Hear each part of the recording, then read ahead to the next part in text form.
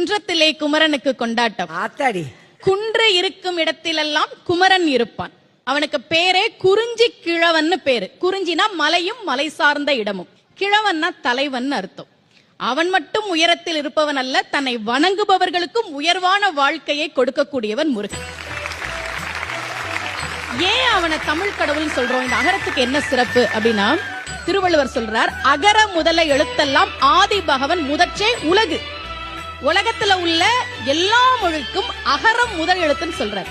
இதுல ஒரு சின்ன தப்பு இருக்க மாதிரி இல்ல? இங்கிலீஷ்ல எது முதல் எழுத்து? ஏ. லத்தீன்ல வேற இருக்கலாம், பிரெஞ்சுல வேற இருக்கலாம். ஆனா வள்ளுவர் என்ன சொல்றார்? அகர முதல்ல எழுத்தெல்லாம் ஆதி பகவன் முதற்றே தமிழ் கிடையாது, உலகுங்கிற. என்ன காரணம்னா, நீங்க உலகத்துல எந்த மொழியை எழுதினாலும் 4 முறையில தான் எழுத முடியும். சுழியம், அரைப்பிறை, குறுக்கு கோடு.